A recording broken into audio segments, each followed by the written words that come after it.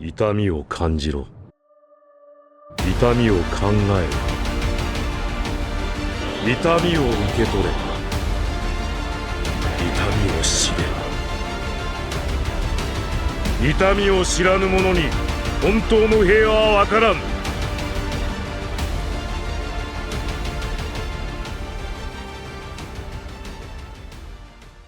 Wesh, canne à pêche, c'est Aspros, et aujourd'hui au programme, on continue notre aventure sur les différentes incohérences dans Naruto. Alors, il y a des chances pour que cette vidéo soit la dernière, parce que j'ai vu qu'on avait fait un petit peu plus de la moitié, et vu que bon, il y a forcément des incohérences que j'ai déjà traitées dans les deux premières vidéos, qui vont revenir, donc j'aurai pas besoin d'argumenter encore plus que ça, donc bon, je ferai la version courte pour les théories, enfin les incohérences qu'on a déjà eues. Alors, nous avons Susanoo 2156 qui nous dit « J'ai toujours trouvé ça incohérent que Kakashi perd les Sharingan Obito une fois la mort de celui-ci alors que Danzo possède toujours les pupilles d'Uchiwa décédées. Peut-être que c'est à cause des cellules d'Hashirama, mais dans ce cas, pourquoi Ao a-t-il toujours son Byakugan sans les dites cellules? Il est possible que ce soit expliqué dans le manga, mais je me souviens plus, donc éclaire-moi, chef. » Bah écoute, merci beaucoup pour cette incohérence, et je ne pense pas que ce soit une incohérence, dans le sens où le procédé il est différent. Danzo et Ao ont reçu leurs pupilles grâce à des greffes, on va dire des greffes physiques. Obito, il a utilisé, si tu veux, j'imagine le chakra du Rikudo, pour utiliser son Kamui à travers l'au-delà, parce qu'il avait dit que le chakra permettait de lier les deux mondes, donc le monde, on va dire, des vivants et des morts. Et du coup, voilà, c'est tout. À partir du moment où le chakra se dissipe, bah, ça ne fonctionne plus. Donc, moi, ce qui me choque un petit peu plus, si tu veux, c'est le fait que Kakashi possède encore des yeux. Parce que, enfin, à la limite, le chakra, on peut imaginer que les chakras, que les pupilles d'Obito se soient juste calées sur les yeux de Kakashi, mais du coup, ça fait un twist un peu bizarre. Mais en tout cas, pour l'explication, c'est voilà, le chakra permet de connecter les deux mondes. À partir du moment où le chakra cesse de fonctionner, cesse d'exister, bah du coup, il y a plus ça n'existe plus simplement, donc Kakashi ne pouvait pas conserver les yeux d'Obito indéfiniment, il pouvait les conserver qu'à partir du moment où le chakra était toujours actif. Mais en tout cas, merci beaucoup pour le commentaire. Il dit quoi Gaëtan? Car il a vécu une greffe après la mort d'Obito, ce dernier lui a juste prêté de l'au-delà, il me semble que le corps d'Obito se dissout à sa mort, donc il a plus de globe oculaire à récupérer. Ouais, bon, on va dire c'est à moitié l'explication que j'ai donnée, même si j'étais vachement plus convaincant. Non, allez, merci beaucoup Susanoo pour ton commentaire. Ensuite, nous avons Silver Griffin. Alors lui, je dois m'attendre à un commentaire de qualité vu la qualité de ses commentaires à chaque fois. Pourquoi Kakashi n'a-t-il utilisé le Chidori pour détruire le rocher qui avait écrasé Obito au lieu d'essayer de le pousser comme un con? Alors, celle-là, j'en avais parlé avec un pote récemment. Et du coup, j'ai trouvé une explication en amont. Donc en fait, j'ai déjà réfléchi à celle-là. Pas par rapport à ton commentaire. Hein. En gros, si tu veux, le Chidori fonctionne de manière efficace qu'à partir du moment où tu as possibilité de parcourir une distance rapidement, parce que le Chidori c'est vraiment la fusion entre une attaque qui est perçante et une attaque rapide, et du coup quand tu combines les deux ça fait vraiment une attaque qui est mortelle.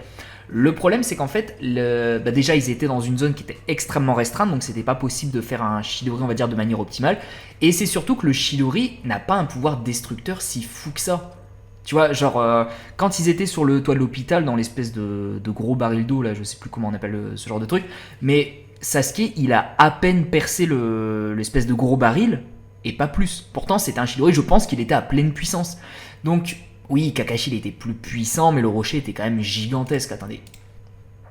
Je vais essayer de me remémorer. Obito, Rock, est-ce qu'on peut avoir la taille du rocher? J'ai un peu la flemme d'aller jusque dans le manga, ça doit être dans les chapitres 200 et des brouettes. Ouais, malheureusement, on verra pas. Attends, si je marque manga... Parce que ouais, le truc était quand même immense. Je crois que ça se voyait encore plus dans l'animé d'ailleurs. Je pense qu'à la limite, vous voyez, si Kakashi avait... Ouais, s'il avait tenté un Chidori, en fait, ça aurait pas explosé ça aurait pas détruit absolument tous les morceaux de cailloux. Ouais, je suis pas certain parce que c'était vraiment, vraiment conséquent. Puis après, il faut dire aussi que peut-être il était vraiment genre sur le point de claquer, tout ça. Parce que après, il a fait son Chidori contre... contre le ninja des cailloux là. Et ensuite il est tombé dans les vapes. Donc en vrai, moi je pense qu'il avait juste pas les capacités de détruire le rocher. 2. La vitesse de Naruto est incohérente, je m'explique. Pendant toute la partie Oji Naruto et avant l'obtention du mode ermite, Naruto est un ninja qui n'a jamais été reconnu comme étant très rapide. Et pourtant, il a à 2 reprises réussi à prendre Kakuzu de vitesse. La première fois, son Orb Shuriken s'est évaporé avant de toucher Kakuzu. Et la deuxième fois, il arrive à le blitz.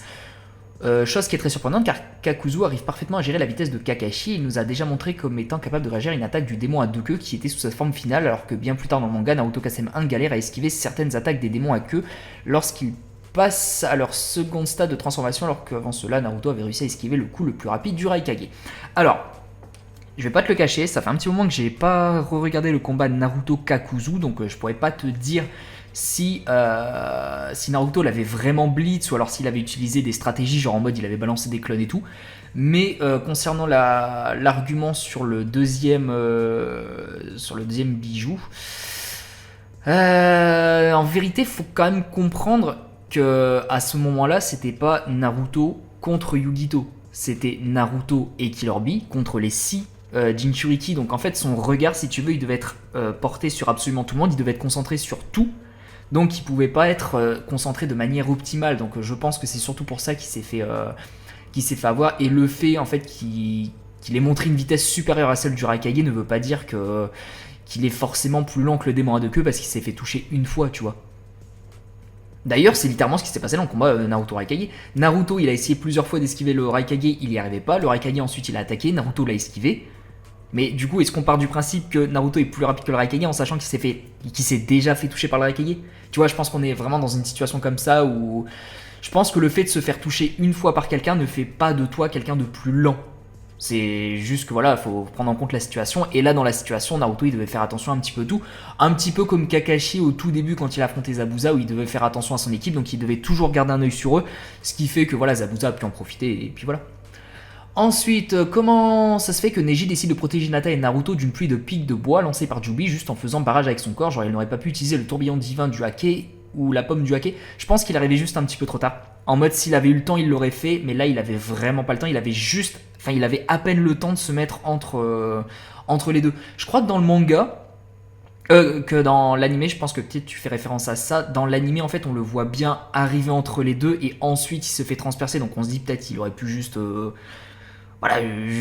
prendre Naruto et Hinata et les mettre hors du chemin, soit faire une technique. Mais là, vraiment, dans le manga, il y a le bâton et ensuite il y a Neji sur le bâton. Enfin, le bâton dans Neji, du coup. Et ouais, je pense que c'est surtout par rapport à ça. C'est vraiment, il n'y avait pas du tout le temps. Il a à peine réussi à combler la distance entre les deux pour se mettre au travers. Je pense que c'est surtout par rapport à ça. D'ailleurs, en parlant de ça, moi j'avais une petite réflexion. Vous savez que Neji n'est pas capable de distinguer un clone de l'original. Imaginez, juste imaginez, si Neji s'était sacrifié pour sauver un clone. Juste imaginez comment il aurait eu la rage avant de mourir. Ça aurait été terrible, mais d'un côté, ça aurait été un petit peu drôle. Je pense qu'il voulait juste en finir avec la vie, qu'il a profité de la situation délicate dans laquelle Naruto et Hinata étaient pour se suicider de manière honorable, parce que, à part ça, je ne vois aucune explication. Bah écoute, je viens de t'en donner une, chef. Je pense que cela est dû au fait que l'île est surpassée et que Tenten lui ait mis un vent. Ouf, aïe aïe aïe, coup dur pour le pauvre petit Neji. Ah là là. Bah voilà, je pense avoir répondu à tes questions, tes incohérences, merci beaucoup, Silver Griffin. Nous avons ensuite Flafo Kolinjay qui nous dit: on en parle qu'il y a eu tout un sketch sur comment sauver Naruto quand Madara lui a retiré Kyuubi, mais que l'on a complètement oublié Killer Bee qui s'en sort vraisemblablement bien quand Madara lui a pris Hashibi car il est toujours présent dans Boruto. Ah, j'ai une réponse, voyons voir d'abord les commentaires. Killer Bee est malin, il a pu se maintenir en vie en restant dans un tentacule d'Hashibi. Bah exactement. On le voit en sortir à la fin de la guerre. Je veux bien le chapitre, autant pour moi, dans mon cas, on le voit sortir du tentacule quand il est sur le point de prendre le Mugen Tsukumi, et c'est chapitre 677. Ouais, c'est ça. En gros, oui, Killer Bee, il a sans doute, enfin, j'imagine que c'est Hashibi, du coup, qui a sans doute simplement coupé un de ses tentacules, et puis Killer Bee, il est resté dans la tentacule pour avoir, on va dire, une sorte de lien avec le chakra pour éviter qu'il meure, et du coup, bon, voilà, il pouvait pas faire grand chose à part rester dedans, donc c'est pour ça qu'on l'a pas revu par la suite, enfin, entre temps, du coup. Mais oui, ça a été montré, alors ça n'a pas été expliqué si tu veux, on a juste vu la case et c'est à nous d'interpréter, mais selon mon interprétation et puis selon l'interprétation du coup de Brian, y a moyen que ce soit ça. En tout cas, merci beaucoup et du coup oui, je pense pas non plus que ce soit une incohérence. Donc ensuite, nous avons Crew d'Unique 9000. Dans le monde de Naruto, il y a des ordinateurs, des télévisions, des trains, mais pas de voitures. Bah, ça ouais. Pourquoi ce serait une incohérence ? Après, attends, des ordinateurs. J'ai pas souvenir qu'il y ait des ordinateurs dans Naruto. Dans Boruto, oui, c'est sûr. Mais des ordis. Mais après, oui, je vois ce que tu veux dire. De toute façon, je crois que les... Ah, attends.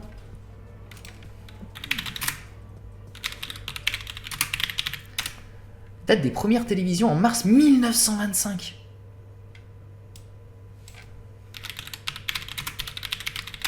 La première voiture? Ouais, 1589, ouais. Ouais, j'allais dire, mais attends, est-ce que du coup, on n'aurait pas eu, tu sais, genre les prototypes des télés avant les ordi, mais avant les voitures, mais ouais, non. Non, bah après, c'est pas quelque chose qui est forcément incohérent, c'est chacun. Enfin, on fait, si tu veux, en fonction des.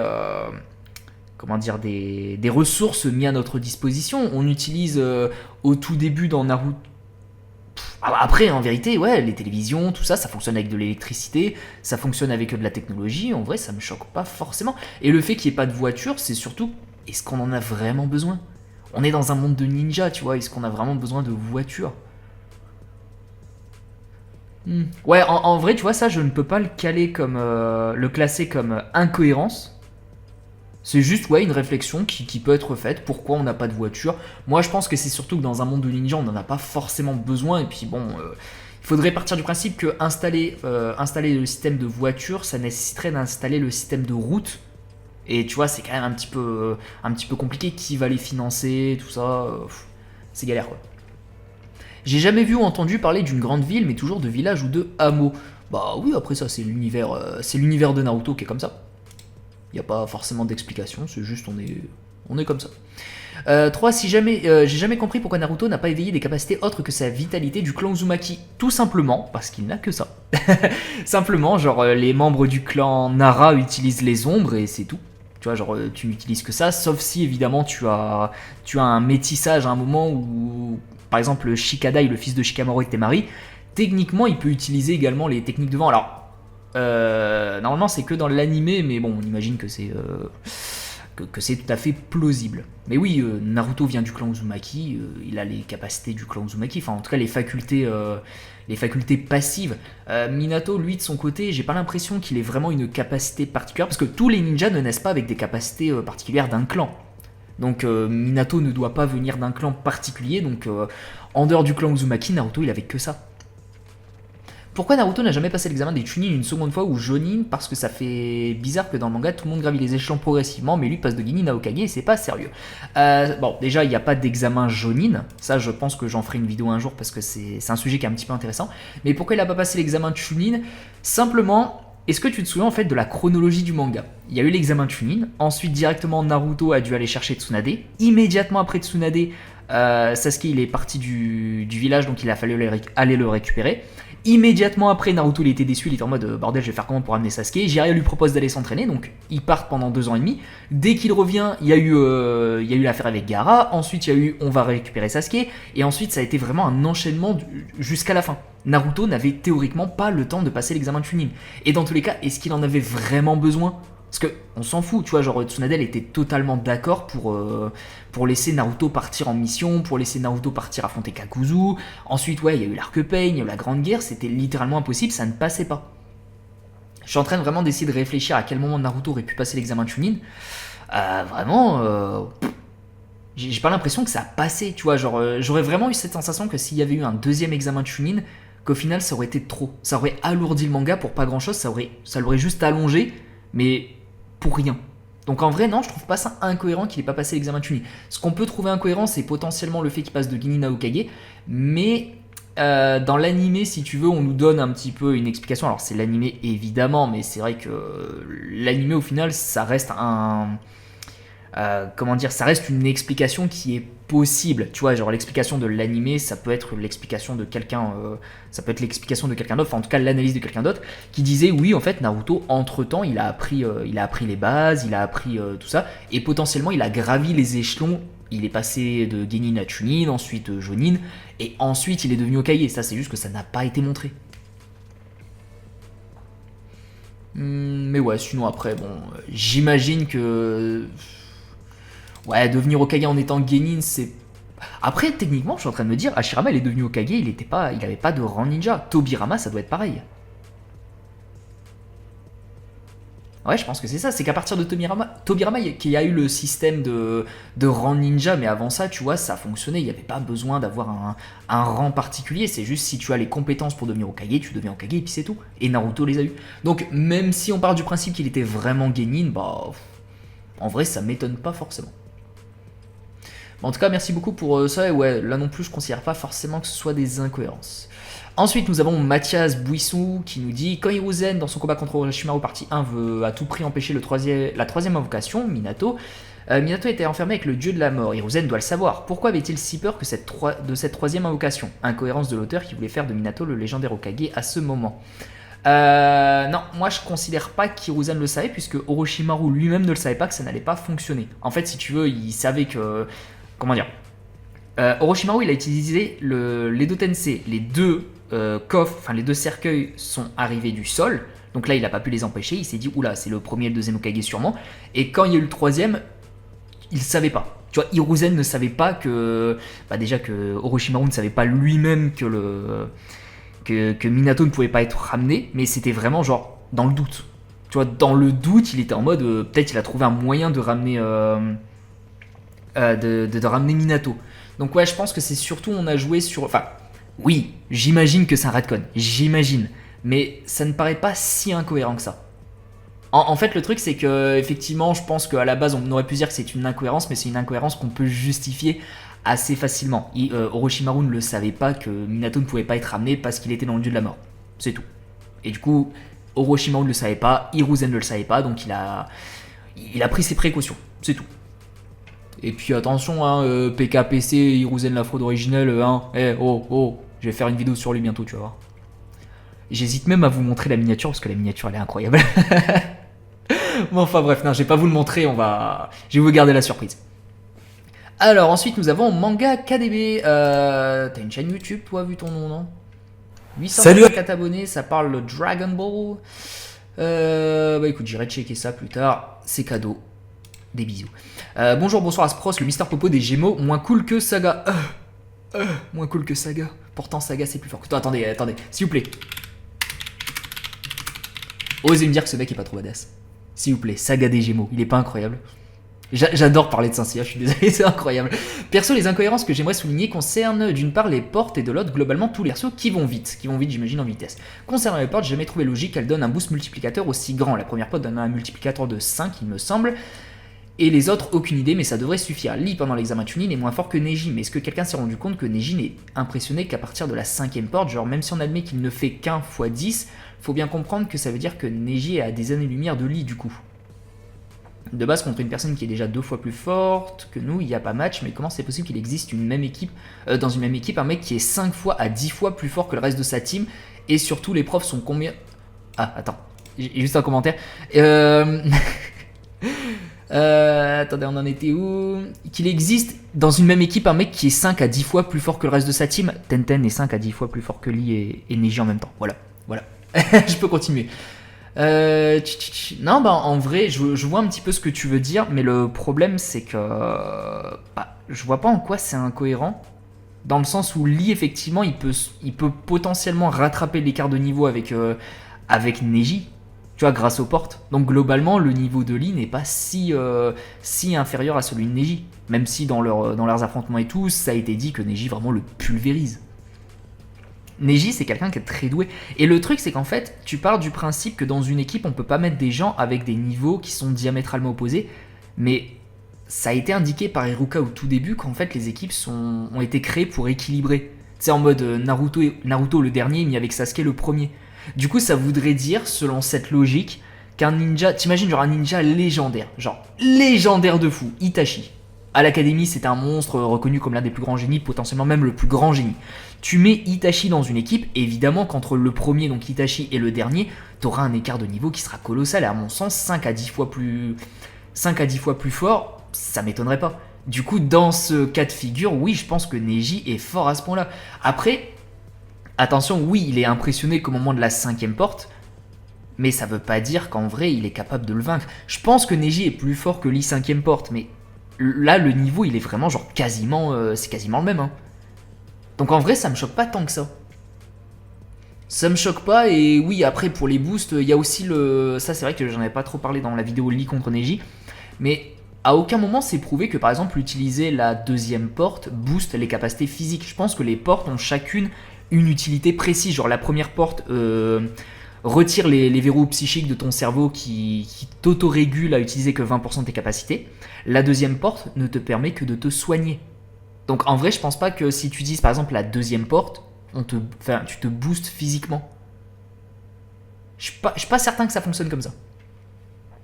Mais ouais, du coup, non, selon moi, la grosse incohérence là-dedans, je pense que c'est surtout par rapport à l'écart de niveau entre les autres. Et non, moi je trouve que l'écart de niveau, c'est quelque chose qui est tout à fait possible. Et très honnêtement, on va pas se le cacher, hein, Naruto et Sasuke, ils sont largement 10 fois supérieurs à Sakura. Donc en vrai, c'est pas étonnant. En ce qui concerne les persos rapides, c'est un peu du chipotage, mais on est d'accord que les combats dans Naruto se font au corps à corps pour la plupart. Donc les zones de combat sont assez restreintes, oui. Donc quand Minato par exemple affronte Ei, qu'il se TP c'est instantané et Ei se déplace à une vitesse proche de celle de la foudre à ce qu'on dit. Bah en fait c'est encore pire que ça, parce qu'il se déplace à une vitesse... Bon, à cette époque-là, il se déplaçait à la vitesse de la lumière, parce qu'attendez, Raikage... Databook, j'aurais bien aimé avoir son Lariat. Voilà le Lariat, et c'est dit qu'ils vont à une vitesse qui s'approche de la vitesse de la lumière. Et c'est le Raikage, et c'est même pas son attaque la plus rapide. C'est une attaque qu'il fait en combinaison avec Killer Bee, mais c'est pas son attaque la plus rapide. Donc en vrai, le Raikage, il va à une vitesse quasiment à une vitesse à la vitesse de la lumière. Son attaque la plus rapide, je pense qu'il peut atteindre la vitesse de la lumière. C'est pour ça qu'on dit que le Raikage a une vitesse quasi divine, hein, simplement, tout comme Minato. Du coup, sur une distance aussi courte, comment c'est possible que l'un des deux, Minato, prenne aussi facilement le dessus sur l'autre à une échelle humaine? Ça revient au même. Même en prenant le prétexte scénaristique que juste après que Minato soit TP avec son kunai, il est moins rapide que A. Donc même en le prenant par surprise, A devrait avoir largement le temps d'esquiver les assauts, non? Sans Hirashin V2. Bah en fait, oui et non, c'est juste que Minato était plus rapide que le Raikage, simplement. Parce qu'en fait tu prends à notre échelle humaine, mais en fait ça revient au même à l'échelle de Naruto. Si Minato il est capable d'anticiper l'attaque du Raikage et qu'il est lui-même plus rapide, bah en vrai le Raikage, peu importe en fait la distance, Minato aura toujours l'avantage parce qu'il aura toujours de l'avance. Donc en vrai non, je vois pas trop pourquoi c'est une incohérence, c'est juste que... Parce que pour calculer la vitesse, si tu veux, enfin la vitesse d'un personnage, il faut que tu sois capable de calculer, au maximum, d'analyser les réflexes de la personne et sa vitesse de déplacement. Donc en vrai, Minato avait les réflexes pour voir l'attaque du Raikage, il avait la vitesse pour partir du chemin de son attaque, donc pour l'esquiver. Donc en vrai, même que ce soit sur une petite zone ou une grande zone, Minato était juste plus rapide que le Raikage et le Raikage ne pouvait juste pas le toucher. Je pense que c'est surtout ça qu'ils font comprendre. Je vais pas étayer, ça commence à être long, mais même réflexion pour les Kakashi qui suit Gai 7ème porte en déplacement. Naruto qui se prend le Shibaku Tensei de Nagato en cassé, mais j'en passe. Oui, après ça c'est encore une fois des... en tout cas pour Naruto c'était le délire des réflexes, simplement. Des réflexes et puis aussi un petit peu l'attaque surprise, parce que je pense qu'il ne s'attendait pas à recevoir le Shibaku Tensei à ce moment-là. Puis dans tous les cas, Nagato est quelqu'un de très rapide. Genre rapide dans l'exécution de ses attaques. Kakashi qui suit Gai 7ème porte, bon ça après rien ne prouve que Gai était à pleine vitesse, parce que Gai par la suite a été montré comme étant bien supérieur. Voilà, quand par exemple un personnage lance une attaque, il ne la lance pas forcément à pleine vitesse. Tu vois, genre littéralement cet exemple là, le Raikage ne lançait pas son attaque la plus rapide. Il peut moduler la vitesse de son attaque, exactement comme la puissance. On sait que le Raikage quand il a attaqué... Quand il a attaqué Sasuke au Conseil des 5 Kage, il l'a pas attaqué avec sa vitesse ultime. Tu vois, parce que plus tard il a dit oh Naruto, tu es la deuxième personne à esquiver mon attaque. Il parlait pas de Sasuke juste avant, il parlait de Minato. Donc je pense que tu vois, le fait qu'un personnage ne se déplace pas à pleine vitesse tout le temps, c'est quelque chose qui doit rentrer dans nos esprits. Le Raikage ne se déplace pas toujours à sa pleine vitesse, sûrement parce qu'il le peut pas, parce que physiquement ça doit être compliqué. Donc là encore une fois, je pense que c'est plutôt une analyse à faire, mais je pense pas que ce soit une incohérence. En tout cas, merci beaucoup Manga, et puis j'irai checker un petit peu ta chaîne, parce que j'adore Dragon Ball. Je vais juste vérifier, je suis désolé, hein, je prends mon temps, mais... oui, en plus tu fais quand même des vidéos assez régulièrement, même si là ça fait 3 semaines que t'as pas fait de vidéo, hein, réveille-toi mec. Ouais, j'irai checker, et puis n'hésitez pas à les checker, parce que ça a l'air intéressant. Alors ensuite nous avons Guabamine qui nous dit on parle pas assez du fait que Kakashi était un énorme crack et a tout baisé jusqu'à ses 12 ans mais n'a pas évolué de ses 15 à 27 ans, il a fallu attendre Shippuden pour qu'il step up. Oui, effectivement. Mais c'est quelque chose qui peut être justifié par le fait que Kakashi était potentiellement traumatisé par la mort de tout le monde. Non, oui, en vrai, oui, Kakashi, il avait plus la tête à ça, tu vois. Genre, c'était un crack de fou quand il était plus jeune. On sait d'ailleurs que... voilà, j'imagine qu'il s'est fait entraîner par son père et tout, qu'il voulait vraiment marcher dans ses traces parce qu'il le respectait comme personne. Quand son père est mort, je pense qu'il a commencé à se dire, oui, bon, c'est chiant, tu vois. Et ensuite, la mort de Rin, la mort d'Obito, la mort de Minato. Oui, Kakashi était vraiment dans une impasse psychologique, il pouvait plus, et c'est vrai que je pense qu'il s'est un petit peu raboli. Et d'ailleurs, le databook précise qu'effectivement, il était rouillé, simplement. Donc, je pense que la vie de Kakashi a fait que il n'a pas atteint le plein potentiel, si tu veux, qu'il aurait pu atteindre. Parce que vraiment, il en pouvait plus. Psychologiquement, il en pouvait plus. C'est quelque chose qu'on peut justifier, donc je trouve pas que ce soit une incohérence. Mais du coup, ça voudrait dire que Kakashi, potentiellement, aurait pu devenir encore plus puissant. En sachant d'ailleurs que Kakashi Okage, selon moi, est vraiment très puissant. Il est plus fort, selon moi, que Minato, Tobirama, Hiruzen, Tsunade, tout ça. Il n'y a que Hashirama et Naruto qui peuvent le battre. Donc imaginez Kakashi, si s'était vraiment entraîné depuis le début en étant plus jeune, s'il avait suivi un entraînement rigoureux, imaginez le monstre qu'on aurait pu avoir. Donc voilà, en tout cas, merci beaucoup. Guabamine. Ensuite, nous avons Pixamac Junior qui nous dit « Pour moi, le concept de la technique de permutation est totalement incohérente.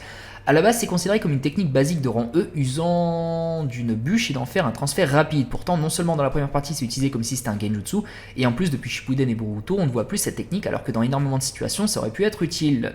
Ce n'est pas Borushiki et Sasuke, oui, effectivement. À la place, on voit des techniques supérieures comme le Hirashi, Izanagi ou encore le multiclonage. Alors...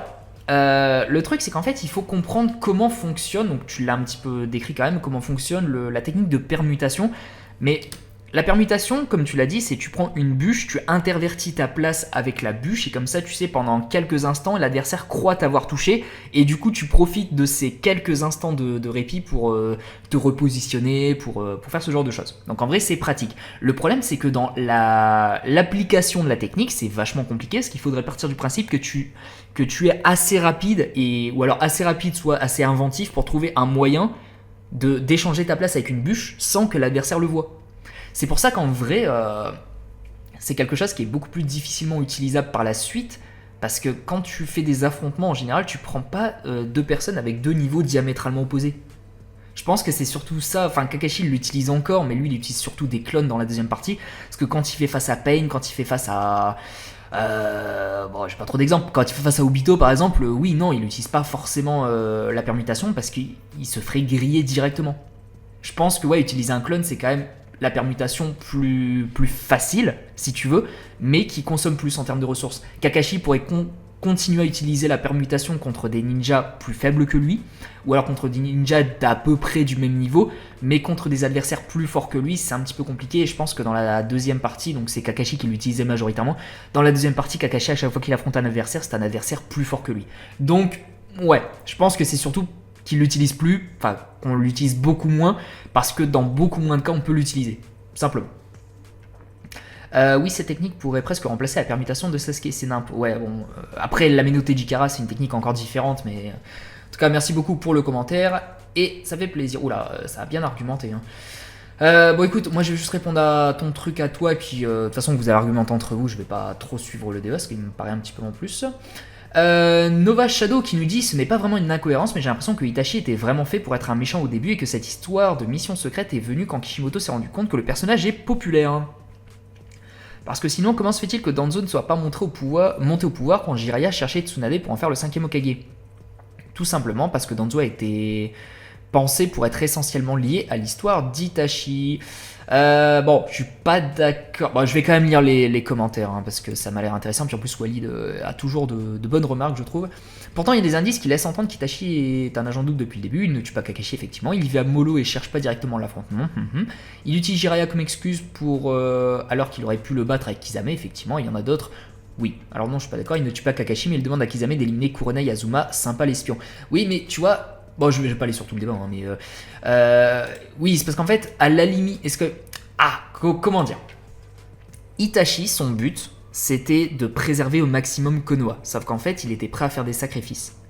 Il pouvait pas se permettre de tuer Kakashi parce que le problème de Kakashi, c'est que c'est quand même l'un des piliers de Konoha. Tu supprimes Kakashi, tu supprimes énormément de la puissance militaire de Konoha. Supprimer Azuma et Kuronai, effectivement aussi, mais c'est quand même beaucoup moins important. Le fait que Itachi... Parce qu'en fait, il faut aussi comprendre que Itachi, dans l'Akatsuki, était vraiment une sorte de garde-fou. Ça permettait à l'Akatsuki de ne pas attaquer Konoha. Tant qu'Itachi est dans l'Akatsuki, Obito conserve sa promesse de ne pas attaquer Konoha. Donc du coup, il dit à Pain, non, on n'attaque pas Konoha tout de suite. Donc, si Itachi se fait griller par Pain, bah forcément, Pain, peu importe l'avis d'Obito, il va vouloir éliminer Itachi. Itachi ne pourra pas gérer tous les membres de l'Akatsuki. Donc, voilà. Donc, vous voyez, c'est un petit peu compliqué. Non, je pense pas que... Non, Obito... Enfin... Itachi devait faire en sorte de conserver au maximum les effectifs de Konoha parce que son but était le fait de préserver Konoha. Son but était de sauver Kakashi au maximum, mais c'est vrai que si la situation était vraiment tendue, à la limite, il valait mieux supprimer Kakashi, Azuma et Kuronai plutôt que de se faire remarquer. Parce que imagine s'il avait trouvé une... S'il avait trouvé une excuse en mode non, Kisame, on peut pas partir, on peut pas les éliminer parce qu'il y a Joséphine Ange Gardien à la télé. Non, tu vois, genre Kisame, il aurait compris qu'il y avait un truc qui clochait, il aurait prévenu Pain et du coup ça aurait été la débandade. Itachi à ce moment-là n'aurait jamais pu battre Jiraiya, même avec Kisame. Ouais, bon. Il dit 2 Tsukumi dans la journée, même Kisame lui avait dit que c'était trop pour lui. Itachi est selon moi plus fort que Jiraiya, mais là, niveau match-up, c'est en faveur de Jiraiya. Oui, effectivement, je vois ce que tu veux dire, j'en ai parlé en plus dans ma vidéo. C'était plus intelligent de faire ça, mais l'un n'empêche pas l'autre en fait. Itachi a pu utiliser Jiraiya comme alibi, mais si on analyse le potentiel combat, effectivement, peut-être que Jiraiya aurait pu vaincre les deux. Mais dans tous les cas, l'un n'empêche pas l'autre. Itachi a pu juste se servir de Jiraiya comme alibi, ça, il n'y a pas de problème. Je l'ai déjà dit dans mon premier commentaire, mais rien que la non-action de Danzo pose problème. Et en fait, Danzo, il n'a pas été créé avant, simplement.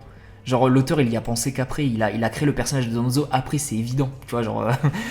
les anciens auraient dû placer Hokage au lieu de pousser Jiraiya à chercher Tsunade et rien n'est impliqué. Dans Shippuden, on nous introduit comme étant un mastermind, mais ça ne tient pas debout. Il n'aurait jamais dû atteindre la fin de l'arc Pain pour agir. Ouais, mais encore... Bon, si on sort de la constatation IRL du « Ah, attention, le personnage n'a pas été créé », c'est vrai que concrètement... Le meilleur candidat, ça reste Jiraiya, c'est l'un des ninjas légendaires, c'est quelqu'un qui a fait énormément de missions. D'ailleurs, je crois que c'est celui qui a rempli le plus de missions à Konoha. Bon, c'est quelqu'un qui a les épaules pour devenir Hokage. Jiraiya l'a dit non, mais par contre, je peux proposer Tsunade. Et puis Tsunade, c'est plus ou moins la même chose que Jiraiya, tu vois. Donc voilà. Bon, après, vous avez débattu, mais c'était vraiment pour argumenter là-dessus. En tout cas, merci beaucoup pour le commentaire. Ensuite, nous avons Akai Kirishima, que j'adore son pseudo. Une cohérence de malade à mes yeux, c'est que Jubito ne peut pas utiliser le Kamui du tout, il peut devenir intangible, il ne peut pas devenir intangible ni aller dans la dimension du Kamui à cause de la non-compatibilité de Jubi avec le Kamui. Alors comment Jubidara a pu le faire pour aller à son deuxième Rinnegan? Bon, je l'ai expliqué dans la vidéo d'avant, ou celle d'avant encore. Obito ne peut pas parce que le Kamui fonctionne sur lui directement. Pour le Kamui d'Obito utilise le Kamui sur lui-même, alors que le Kamui de Kakashi, c'est à distance, c'est-à-dire qu'il ne le fait pas directement sur lui. Et ce qui s'est passé, c'est que Jubidara, il a pris l'œil de Kakashi, il a ouvert un portail et est rentré dedans. C'est vrai que dans la scène, on peut imaginer qu'il l'a utilisé sur lui-même en mode le Kamui d'Obito, mais pas vraiment.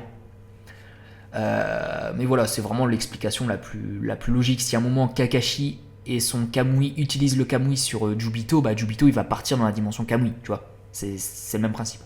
Comment Killer Bee survit sans Hashibi quand il était dans Jubi? C'est à cause de du tentacule. Parce que du coup il était dedans, il était potentiellement nourri en chakra d'Hashibi, un petit peu comme Obito qui avait la statue Gedomazo en lui qui l'empêchait de mourir. 3. Quand Madara a été réincarné par Obito, on est tous d'accord qu'il perd ses Rinnegan et ses Mangekyo aussi. Oui, quand il revient à la vie, d'accord. Donc oui, il perd ses Rinnegan et ses Mangekyo, vu qu'il peut rétrograder ses pupilles. Alors comment il a fait pour absorber le chakra de Hashirama avec l'un des pouvoirs du Rinnegan et activer son Susanoo pour sortir du tombeau de sable de Gaara et Ishibi? Pour le Susanoo, je sais pas vraiment si quand tu l'as vu une fois, tu l'as vu, mais ça serait chelou parce que je suis pas sûr que dans Boruto, Sasuke peut utiliser son deuxième œil. Alors, effectivement, dans Naruto, on a on a plus d'indices qui nous montrent qu'à partir du moment où tu as éveillé une technique, tu peux continuer de l'utiliser. Le truc, c'est que Sasuke, pour l'instant, on ne l'a pas vu tenter d'utiliser l'un de ses pouvoirs de son Rinnegan sans son Rinnegan, justement. Mais ouais, pour le cas de Madara, non, moi ça me choque pas forcément. Itachi n'avait plus son Sharingan d'activer quand il avait le Susanoo. Shisui, il n'avait pas ses deux yeux quand il avait son Susanoo. Donc en vrai, c'est quelque chose qui a déjà été vu et qu'on reverra peut-être par la suite, mais en tout cas, ça me semble pas forcément incohérent. L'âge classique de Naruto, bon ça j'en ai déjà assez parlé, hein. Naruto qui a passé plusieurs fois l'examen, mais sûrement parce que les examinateurs étaient en mode bah vas-y dégage, on veut plus de toi ici, donc on te confie un Jonin et ça va bien se passer. 4. Que Tenten n'a pas pu one-shot Kaguya, c'est pas normal ça. Oui, effectivement, il y en a marre. Pourquoi Tenten n'a pas eu sa chance contre Kaguya? Pourquoi Tenten est la seule qui n'a pas pu affronter Kaguya? C'est n'importe quoi. Bref. Merci beaucoup Akai, et je pense que tu as trouvé la meilleure des incohérences, le fait que Tenten n'ait pas pu one-shot Kaguya. Ensuite, nous avons Pawa qui nous dit comment expliquer les Rasengan de Jiraiya qui sont moins puissants que ceux de Konohamaru. Hein? Quoi? Expliquer les Rasengan de Jiraiya qui sont moins puissants que ceux de Konohamaru, notamment celui qui fait contre Temaru avant la guerre, et même ce qu'il fait dans Boruto, assez fort pour déboîter la forêt en un coup. Hein? Quoi? Pawa. Attends, on va voir qui tu es. Hein, Inazuma tuto pour avoir Dave Quagmire là, tu te calmes. D'où Konohamaru a des Rasengan plus puissants que ceux de Jiraiya? Je comprends pas. Celui de Jiraiya, il peut détruire une montagne, celui de Konohamaru, il fait rien. Surtout qu'en plus là, tu prends un exemple de l'animé qui n'est jamais arrivé dans le manga. Konohamaru, on l'a vu, son Rasengan dans Naruto.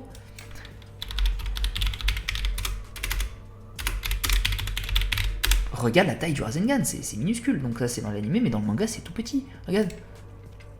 C'est une illustration, mais regarde. C'est un minuscule Rasengan. C'est pour ça d'ailleurs que ça n'a même pas tué le Pain là. C'est Jigokudo lui. Shikoshudo. J'ai oublié. Bref. Regarde, c'est un petit Rasengan. Non, Konohamaru, il a vraiment le Rasengan le plus faible. Alors peut-être que tu fais référence au Rasengan que Jiraiya faisait au tout début, tu sais, pour montrer, genre quand il l'avait fait sur un être humain classique, c'est le mafieux là. Mais oui, au tout début, les Rasengan de Jiraiya, il les faisait en mode pour pas tuer ou juste pour montrer à Naruto comment ça fonctionne. Mais non, le Rasengan de Jiraiya est genre bien plus fort que celui de Konohamaru. Et pendant Boruto, bah c'est pareil, enfin... c'est des hors-série, tu vois. Après, malheureusement, Boruto, c'est que des hors-série. Mais... Après, il faudrait quand même que je me renseigne, parce que c'est vrai qu'on me l'a déjà dit, et il me semble que je l'avais vu passer, mais apparemment, l'animé de Boruto est tout aussi canon que le manga. C'est juste l'auteur qui a dit, voilà, comme ça, on a deux embranchements, et les embranchements vont se rejoindre à un moment, mais ouais, les deux, apparemment, sont canons. Faudrait revérifier cette info, mais non, en tout cas, les Rasengan de Jiraiya, au moins... de Jiraiya de Shippuden sont au moins plus puissants que ceux de Konohamaru Shippuden. Après, dans Boruto, on peut débattre, mais non, en tout cas, non. Et, Bref, merci beaucoup pour le commentaire, même si j'ai pas trop compris. Ensuite, nous avons eFox du 7615 qui nous dit... Ça m'étonne que tu sois pas premier, hein, pourtant t'es rapide d'habitude. La technique de permutation est bizarre, c'est avec le Shunshin, mais c'est trop fumé, et la mort d'Hashirama. Bah, permutation, on en a déjà pas mal parlé dans la vidéo, oui, c'est fumé, mais il faut être capable de l'utiliser et c'est compliqué quoi. Et la mort d'Hashirama elle est pas incohérente dans le sens où on l'a juste pas vu, simplement. Peut-être qu'il est mort de cause naturelle, peut-être qu'il est mort contre un adversaire, on l'a pas vu, mais c'est pas incohérent, simplement. Ou alors il y a une incohérence que tu voulais développer mais que tu n'as pas développé ici, du coup je la comprends pas, donc si c'est le cas, désolé, et on se retrouve dans les commentaires à la sortie du collège. Bref. Merci beaucoup. Ensuite, nous avons une nouvelle fois Pawa qui nous dit les différences de force entre les bijoux. Kurama 50% est plus fort que 5 bijoux, pardon. Oui, bah oui. Encore une... Enfin, je l'ai déjà dit hier, je crois, mais... Kyuubi est juste beaucoup trop puissant, c'est tout. Kyuubi est le plus puissant, et d'ailleurs, oui, il y avait la théorie comme quoi Kyuubi a récupéré 50% du chakra de Jubi, Hashibi un quart, et etc. Enfin... Tu fais les probabilités, enfin les conversions après, et puis voilà. Non, oui, Kurama a été mentionné comme étant le démon le plus puissant, c'est tout. Après, qu'il batte 5 bijoux, c'est pas étonnant. Et d'ailleurs, c'était 5 bijoux contrôlés par Obito. Peut-être qu'en vérité, enfin en vrai, ils sont plus forts, mais à voir. Mais en tout cas, merci beaucoup Powa une deuxième fois pour le commentaire. Ensuite, nous avons Omnesio qui nous dit en bonus une incohérence dans Boruto. Ah, ça veut dire que tu avais déjà commenté, j'ai oublié, je suis désolé. Quand est-ce qu'Ishiki prend possession de Jigen? Ah oui, attention, je parlais vraiment de Naruto, pas de Boruto, parce que dans Boruto, je sais pas s'il y a des incohérences, j'ai pas vraiment cherché. Quand est-ce qu'Ishiki prend possession de Jigen? Soit c'est lors de l'âge d'or de Kaguya et on a donc un immortel dont Orochimaru n'a pas entendu parler, oui, soit c'est après la 4ème grande guerre, on peut se demander pourquoi il a besoin d'un autre. Le fait qu'Orochimaru n'entende pas parler d'un être venu d'ailleurs, littéralement, c'est pas étonnant, tu vois. Et encore, est-ce que ça a été prouvé qu'Orochimaru ne connaissait pas cet homme? Là aussi, pour l'instant ça n'a pas été montré, donc voilà quoi. Bon écoute, on va passer à autre chose, merci pour le commentaire, j'avoue je m'attendais pas à tomber sur un truc sur Boruto, mais non pour l'instant je vois pas trop ce qui est incohérent. Mais j'avoue, faudrait peut-être étendre ce concept à Boruto. Parce que ouais, Boruto je sais pas s'il y a des incohérences. En tout cas merci beaucoup et puis on se retrouvera dans les commentaires si t'as besoin. Ensuite nous avons Amir MSBH qui nous dit la puissance de Tenten. Kishimoto nous avait habitués à des persos assez moyens comme Kaguya, Madara ou Naruto, bref assez faibles en général, mais Tenten apporte un boost astronomique en termes de puissance pour l'œuvre. Tu peux pas avoir un si gros écart entre Tenten et les autres persos, c'est très incohérent, ça devrait être équilibré. Ouais. Bah écoute, comme l'a dit Nevi, je suis totalement d'accord. Vraiment je comprends pas pourquoi Tenten est aussi peu mis en avant alors qu'elle a vraiment un pouvoir destructeur absolument phénoménal quoi, c'est terrible. Surtout qu'en plus, bon j'en ai parlé évidemment dans ma vidéo sur les personnages qui peuvent battre Naruto, mais faut pas oublier quand même que Jubi, il a dit que Tenten c'est 2 fois Ten, ça fait 20, ça veut dire que Tenten est genre au moins 2 fois plus forte que Jubi. Donc je peux comprendre que tu vois parmi les 11 de Konoha, les autres ils font tâche à côté d'elle, enfin c'est normal quoi. Bref. T'inquiète. Mais dans tous les cas, il n'y a pas beaucoup de monde qui se sont élevés à la connaissance ultime en découvrant que Tenten est vraiment le personnage le plus puissant. Mais bon, c'est pas très grave. On va pas argumenter avec ces gens-là, t'inquiète. Mais en tout cas, merci beaucoup d'avoir rétabli quelques vérités. Ensuite, nous avons Arthur qui nous dit Naruto est censé avoir redoublé 2-3 fois, pourtant il a le même âge que Sasuke et Sakura. C'est une incohérence connue, mais je voudrais quand même la mentionner. Oui, après ça, bon, je l'ai encore une fois bien expliqué. Je me doutais que ça allait être l'incohérence la plus citée parce que c'est la plus populaire si tu veux, mais c'est pas, selon moi, c'est pas une incohérence. Et je l'ai déjà expliqué. Mais en tout cas, merci beaucoup Arthur d'avoir participé. Ensuite, nous avons XE5654 qui dit Kakashi maîtrise le Susanoo parfait sans entraînement dès la première utilisation, alors que même des génies tels que Madara ou Sasuke ont dû un minimum s'entraîner pour maîtriser un tel jutsu. Ok, il y avait le chakra du Rikudo, mais quand même. Oui, mais le chakra du Rikudo, ça te propulse à un stade divin. Faut comprendre que vraiment, Sasuke, la première fois qu'il a utilisé son Susanoo, il était très faible à côté de Kakashi. Et Madara c'est pareil, même Madara à pleine puissance sans le chakra du Rikudo, il se fait exterminer par Kakashi. Vraiment, tu prends Madara, tu lui donnes son Rinnegan, le chakra du Rikudo, enfin le chakra d'Ashirama, enfin son mode ermite et tout, il se fait pulvériser par Kakashi. Donc oui, la différence de niveau était tellement élevée que moi ça me choque pas, c'est pas étonnant. Puis dans tous les cas, on a l'habitude, si tu veux, dans Naruto, que tous les trucs qui sont difficilement justifiables soient justifiables par « Attention, il a utilisé les cellules d'Ashirama ». Bah là, en vérité, avec les cellules du Rikudo, c'est encore pire. Donc voilà quoi. Tu as répondu toi-même à ton commentaire du coup, effectivement. Il a répondu au problème de la quantité de chakra, pas à la maîtrise de celui-ci. Bah... Si, un petit peu en vérité, à partir du moment où t'as un chakra beaucoup plus puissant et tout, ce genre de truc, c'est facile. Tu vois, genre, le Susanoo, c'est pas juste attention, il faut. Attention, il faut juste avoir une grosse quantité de chakra. Oui, Kakashi, il le maîtrise. Surtout qu'en plus, ça, je crois que c'est quelque chose qui. Enfin, c'était une grosse théorie à l'époque, mais qui disait attention, Kakashi, il a peut-être copié celui de Sasuke. En mode, il a regardé celui de Sasuke, il a copié la forme et tout, et il a réussi à faire. Un Susanoo qui ressemble au sien et il a juste ajouté sa cicatrice. Mais non, dans tous les cas, je pense que ça pose aucun problème d'avoir d'utiliser ça. D'ailleurs, Sasuke, techniquement, quand il a utilisé pour la première fois son Susanoo blindé, si tu veux, donc avec l'armure, le casque et tout, il l'a fait d'un coup, sans forcément s'entraîner. Parce que voilà, c'est quelque chose qui est naturel. Donc oui, Kakashi, ça m'étonnerait pas que ce soit pareil. Mais bref, merci beaucoup pour le commentaire. Ensuite, le lutin qui nous dit tout d'abord le fait qu'on nous présente Naruto comme un raté alors qu'il assimile des techniques complexes et les utilise parfaitement. Multicolonnage, invocation, mode ermite, c'est qui lui permet de rattraper voire dépasser des génies. Neji, Sasuke. mais aussi qu'il parte de zéro pour atteindre des sommets alors qu'il est le réceptacle du plus puissant démon à queue, un membre du clan Uzumaki, le fils du 4ème Hokage, disciple de brillant ninja Kakashi Jiraiya et la réincarnation d'un demi-dieu Ashura. Enfin bref, son enfance n'est pas enviable, mais il ne part pas de loin. Effectivement, en fait le truc c'est que Naruto il a un sacré pédigré dans le sens où oui, quand il a un prof, c'est un prof forcément légendaire, voilà, je peux le comprendre. Naruto à mon sens n'est pas un raté, c'est pas un génie, parce qu'en fait on est vraiment dans cette situation où Naruto il est capable de s'entraîner plus que les autres en peu de temps. Tu vois, genre, je vais essayer de prendre des données chiffrées comme ça en direct. Si Sasuke il est capable de parcourir 100 km en faisant genre 10 pauses. S'il est capable de faire 100 km avec 10 petites pauses, 10 petites pauses et il le fait genre en 2 heures, est-ce que c'est mieux que Naruto qui est capable de parcourir la même distance à la même vitesse, mais qui lui prend moins de pauses? Ça voudrait dire que Naruto va moins vite, mais comme il prend moins de pauses, bah du coup il est capable de faire la même chose. Je pense que c'est vraiment comme ça qu'il faut interpréter le personnage de Naruto. Parce que du coup, par exemple, quand ils apprenaient à marcher sur les arbres, Naruto il s'entraînait beaucoup plus que Sasuke, et au final, à la fin, lui et Sasuke, ils ont maîtrisé la technique en même temps, enfin cette capacité. Après bon, je pourrais encore argumenter sur pas mal de petits points, genre oui, c'est le réceptacle du démon à queue le plus puissant. Ça au tout début c'était plus un handicap qu'autre chose. Par exemple quand il devait maîtriser les techniques et tout, le fait de devoir en plus restreindre le pouvoir de Kyuubi de manière passive, oui ça posait problème.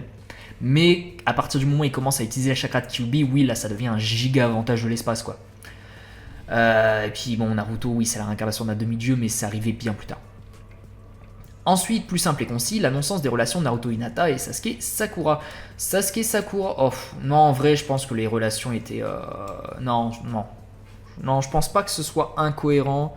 Je pense que ces deux relations font sens. Ça a été développé, ça a été expliqué. Je pense pas que quelqu'un qui voit Naruto finir avec Hinata se dise oh, c'est incohérent, non, Naruto ne pouvait pas finir avec Hinata, c'est genre impossible, tu vois. Je pense pas que ce soit incohérent dans ce sens-là. Sasuke Sakura peut poser un petit peu plus de débat, effectivement, vu que Sasuke il a quand même tenté de tuer Sakura. Mais bon, on voit que Sakura, malgré tout, s'est quand même accroché à Sasuke. Du coup, Sasuke, à un moment, il a compris que Sakura ne l'abandonnerait pas et que voilà. C'est pas ultra bien fait, mais en tout cas, ça a été fait, c'est pas incohérent. Et enfin, Konohamaru qui détruit un des corps de Pain. Alors, il l'a mis hors d'état de nuire, il l'a pas vraiment détruit, et surtout, il l'a fait, en fait, je pense que Pain, il sous-estimait à mort Konohamaru. Il a vu un gamin, il s'est dit, vas-y, ce gamin, je vais le défoncer, puis en plus, c'était un corps de Pain qui était un corps de soutien, donc bon, il y avait toutes les circonstances qui étaient contre Pain. Je vois que tu as balancé un autre commentaire. Je ne sais pas si c'est une incohérence ou les gens qui sont fous, mais tout le monde s'accorde à dire que Madara vivant est supérieur à Madara Edo. Si cette info est véridique, elle est incohérente au possible, car Madara Edo possède le Rinnegan, un corps immortel, et celui d'Hashirama, donc le Mokuton, et du chakra infini contre un léger nerf global sur ses stats. Si avec tout ça il n'est pas infiniment plus fort que de son vivant, c'est moi qui dois avoir loupé un truc. Brian qui nous dit le chakra infini, eh bien non, c'est une hyperbole que les fans aiment bien faire, est un léger nerf global sur ses stats, c'est toi qui le dis, c'est clairement dit dans le manga qu'il est beaucoup nerfé.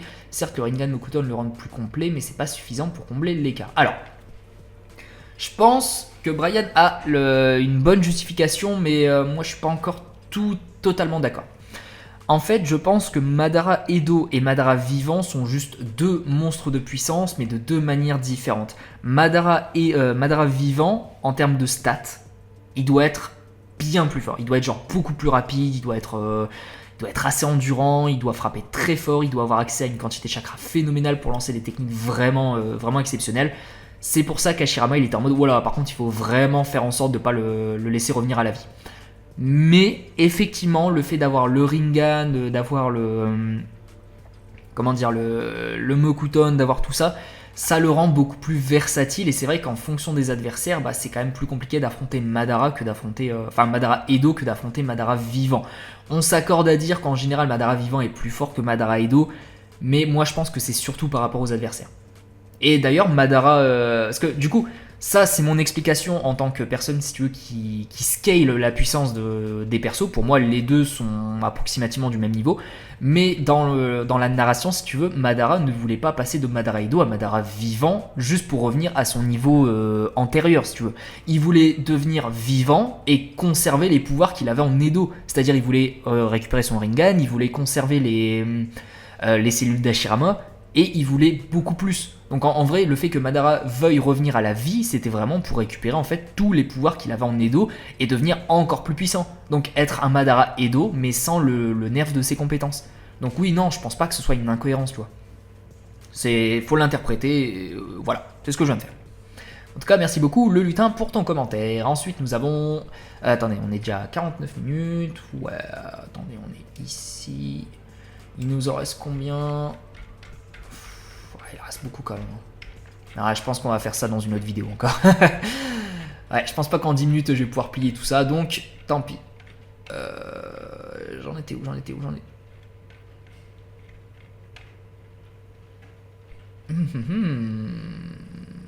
Tiens.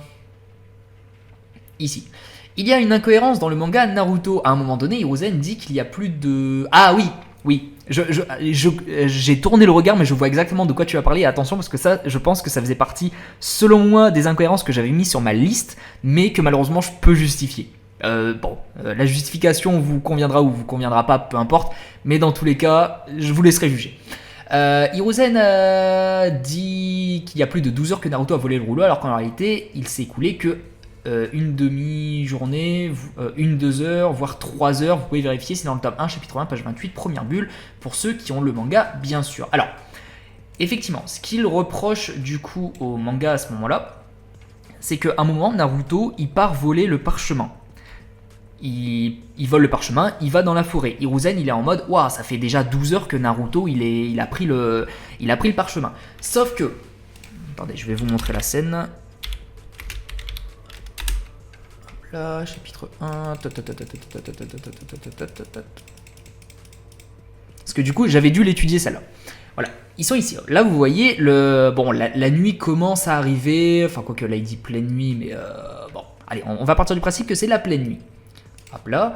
Ensuite, il y a Hiruzen qui dit, ah, ça fait déjà plus de 12 heures que Naruto a volé le rouleau. Plus de 12 heures, sauf que regardez, il fait encore noir. Ça voudrait dire du coup que la nuit dure plus de 12 heures. Tu vois, genre en mode à partir du moment où le soleil se couche et le soleil se lève, il y a genre 12 heures, sauf qu'en général, nous, attendez. Le soleil, en ce moment, il doit...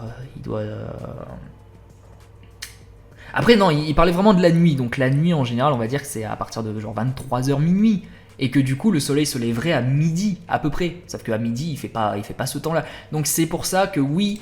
On peut imaginer que c'est une incohérence, mais en fonction des traductions, il ne dit pas 12 heures, il dit une demi-journée.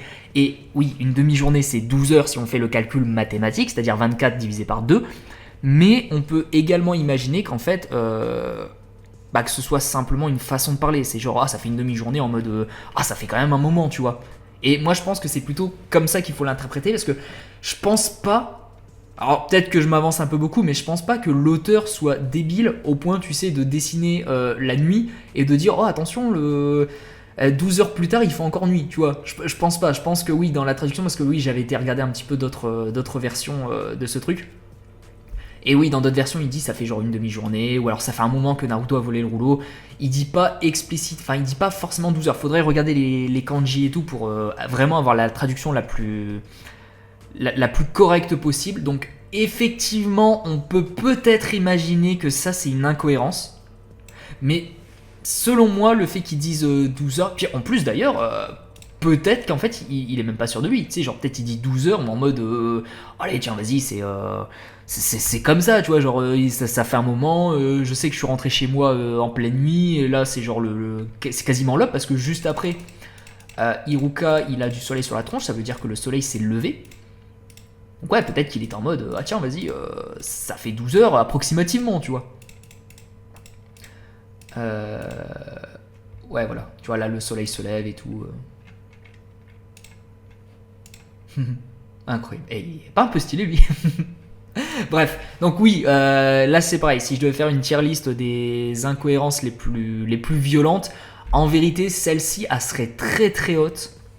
Et il y a peut-être moyen que ce soit la plus grosse des incohérences. Mais encore une fois, je pense qu'on peut le justifier. Et ça me paraîtrait bizarre que ce soit une incohérence, que genre l'auteur s'est vraiment dit, tiens vas-y là, ça commence en pleine nuit et ça fait 12 heures et il fait toujours nuit. Je pense pas que l'auteur, en plus en général quand c'est le premier tome, tu vois, c'est celui qu'on chouchoute le plus, c'est celui tu sais, où on cherche à vraiment être le plus logique possible. Donc ouais, faudrait regarder les traductions. Là je t'avoue que je l'ai pas fait entre temps, parce que du coup j'étais vraiment bloqué, j'avais genre que ça dans ma liste, mais en tout cas faisait partie de ma liste. En tout cas merci beaucoup Soredake Alana, ça fait plaisir. Avec ta photo de profil, c'est Eminem j'imagine. C'est totalement Eminem. Allez, c'est parti, merci beaucoup. Ah, nous avons Anne.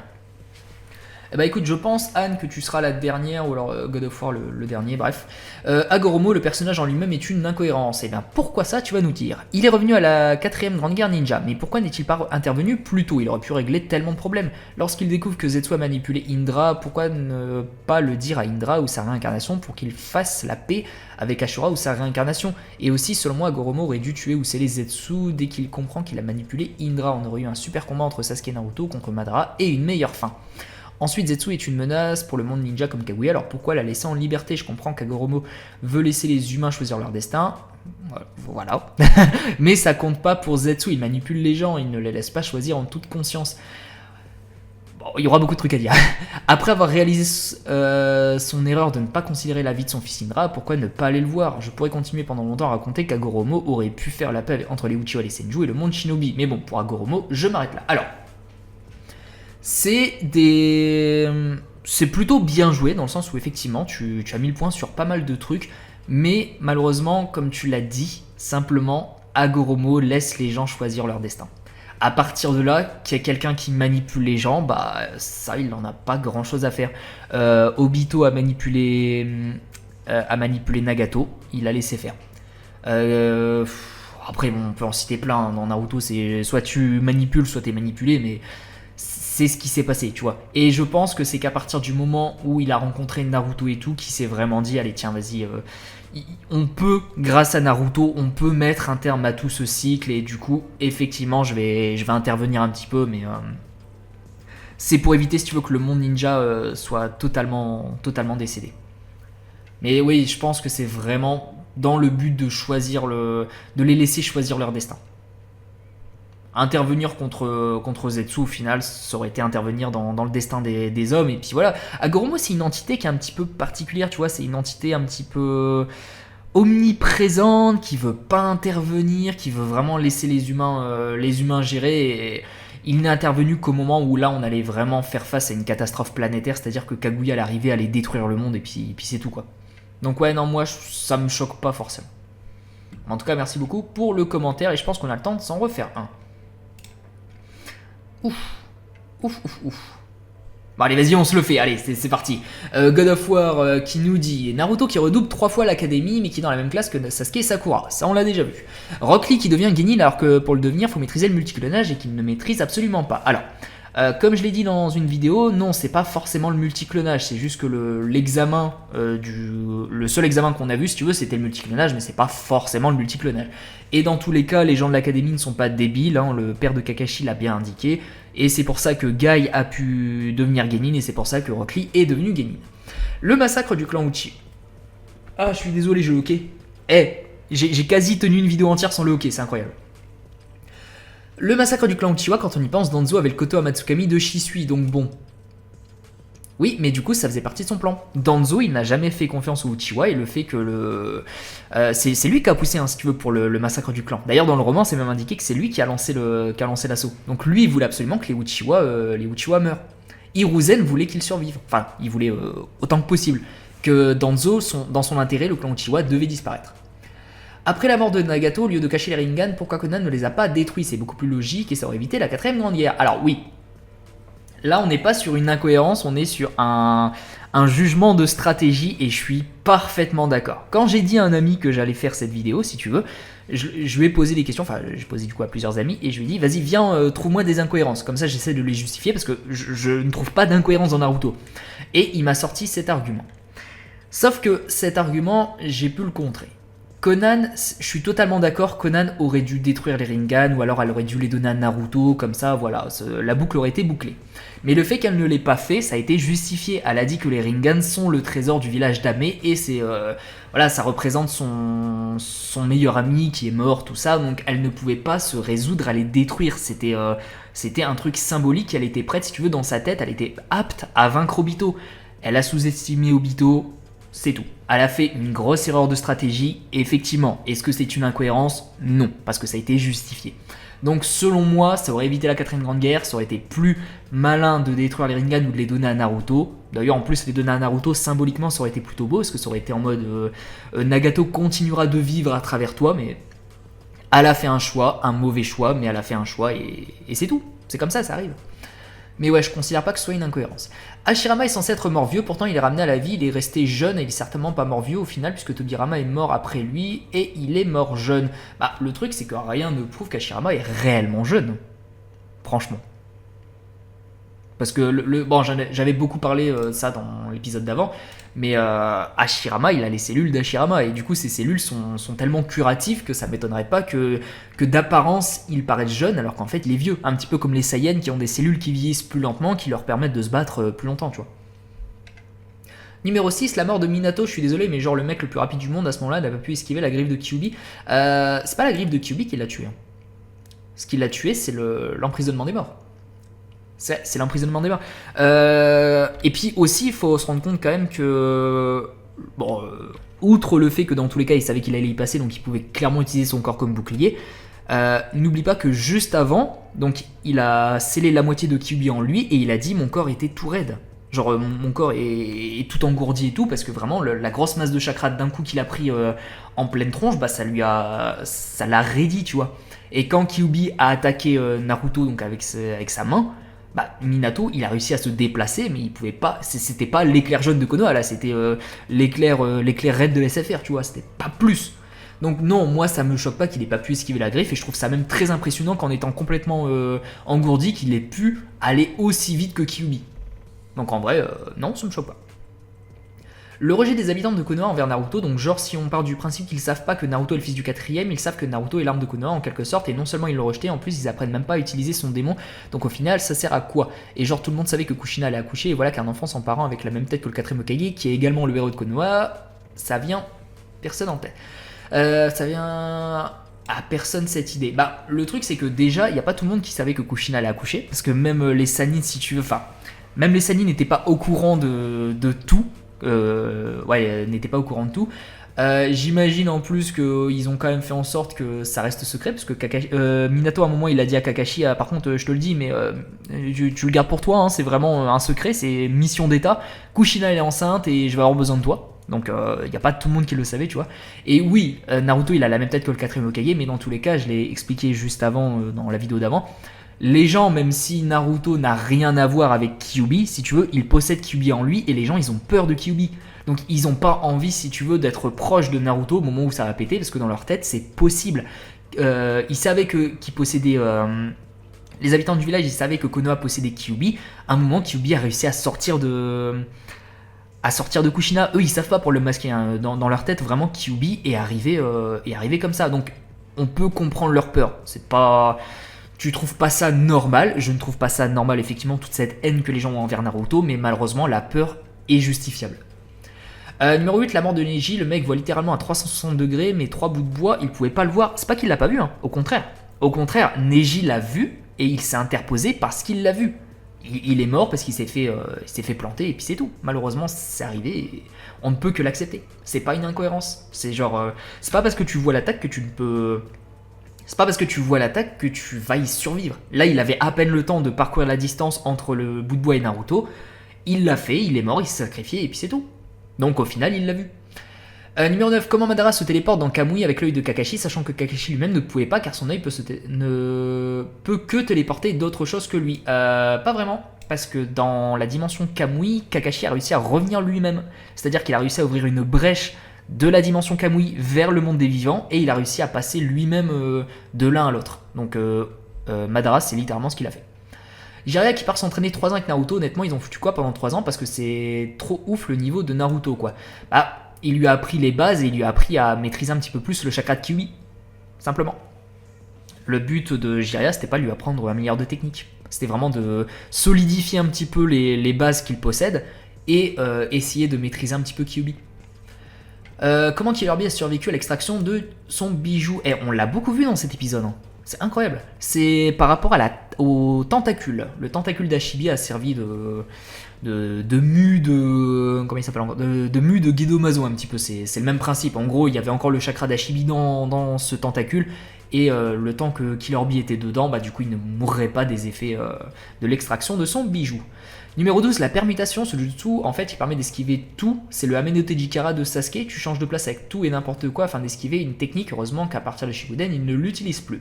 Écoute, ouais. Mais comme tu l'as dit, à partir de Shippuden, on ne l'utilise plus. Et mon explication d'avant est tout à fait valable. C'est-à-dire que tu ne peux l'utiliser que contre un adversaire, enfin contre une attaque, si tu veux, qui est à peu près de ton niveau. Parce que du coup, il faut être capable vraiment de réussir cette permutation au bon moment pour faire croire à ton adversaire que l'attaque touche bien la personne, mais en fait, ça touche juste un rondin de bois. Donc en vrai, c'est pour ça qu'on ne l'utilise plus, parce que les adversaires... Enfin, c'est notamment Kakashi qui l'utilisait, mais Kakashi, il affrontait des adversaires qui étaient trop forts pour lui. Tout simplement.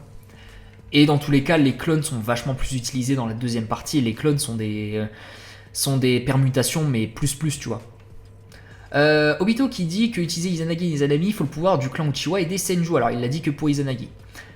Du coup, comment ça se fait que Itachi l'utilise face à Kabuto ou qu'on puisse voir des ninjas comme Naka? Ça vient de l'animé, simplement. On l'a jamais vu dans le manga, c'est un ajout de l'animé. Et Itachi l'utilise, mais il utilise Izanami, et Izanami, rien n'indique qu'il faut le pouvoir des deux. Par contre, Izanagi, oui.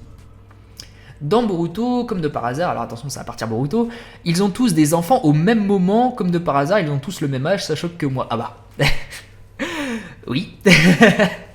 Non, effectivement, je peux comprendre, c'est un petit peu, on va dire, c'est un petit peu facile en termes d'écriture. Oui, ils ont tous des enfants, mais parce qu'en fait, l'auteur, dans sa tête, il voulait que, si tu veux, tous les enfants des Genin soient à l'école en même temps et que du coup il répète un petit peu, tu sais, le même type de classe, tu vois, genre le même trio Inushikasho, tout ça. S'il y avait eu 1 ou 2 ans de différence, ça aurait pas pu fonctionner, ça aurait posé problème. Là, c'est pas vraiment une incohérence, c'est plus de la facilité scénaristique. Mais je vois complètement ce que tu veux dire. Naruto a 12 ans qui vole le rouleau de technique interdite de Konoha dans le manoir du Hokage et en mode personne l'a vu. Le mec a 12 ans, il rentre et il sort comme il veut, son rouleau n'est même pas protégé. C'est protégé dans la maison du Hokage et s'il y avait... Donc Naruto en plus il a réussi à passer le Hokage en utilisant le Sexy Jutsu. Et j'imagine que s'il y avait des gardes, les gardes bon sont pas forcément les ninjas les plus puissants si tu veux.